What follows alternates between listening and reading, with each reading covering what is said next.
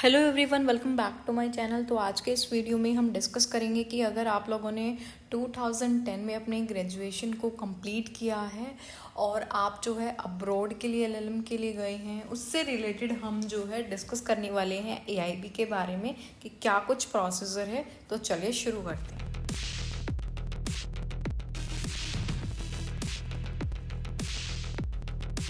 तो देखिए, I am graduating in 2010 and going abroad to commence my LLM from October 2010। आप लोगों की ग्रेजुएशन हुई है 2000 में और आप जो अब्रॉड चले गए हैं commences my LLM from October 2010 and I will not able to take the all India bar examination in March. आप लोगों ने अपना एबीए एग्ज़ाम भी नहीं दिया है मार्च के अंदर। And when I return in, जब आप 2011 में वापस आए यहाँ पर to work in India, my seniority at the bar will suffer as I am taking the examination year later. तो क्या इफेक्ट पड़ेगा उस चीज़ पर? तो देखिए, according to section 17 of the advocates act, seniority is determined by the date of the enrolment.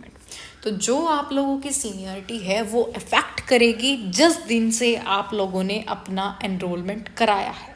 Specially यहाँ पर सेक्शंस भी मेंशन किया उनकी तरफ से, the advocate act seniority is determined by the date of enrolment. Hence if you enroll prior to going abroad, your seniority will take effect from the date। जिस date से आप लोगों ने अपनी एनरोलमेंट कराई है उस डेट से आप लोगों की सीनियरिटी अफेक्ट होगी, ठीक है।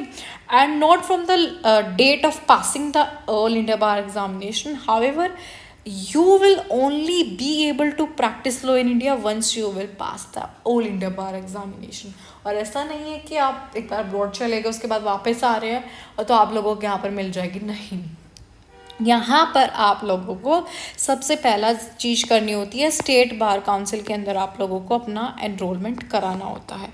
उसके बाद फर्दर प्रोसीजर चलता है, आप लोगों का ऑल इंडिया बार एग्जामिनेशन को क्लियर करना होता है। उसके बाद आप इंडिया के अंदर प्रैक्टिस कर सकते हो एज एन एडवोकेट या फिर कोई केस लड़ सकते हो, ऐसा नहीं है। फिर उसके बाद आप लोगों को यह भी कंप्लीट करने के बाद, अच्छे मार्क्स स्कोर करने के बाद पास हो जाते हो। उसके बाद आप लोगों को सर्टिफिकेट ऑफ प्रैक्टिस मिलता है जो कि बहुत इंपॉर्टेंट डॉक्यूमेंट होता है।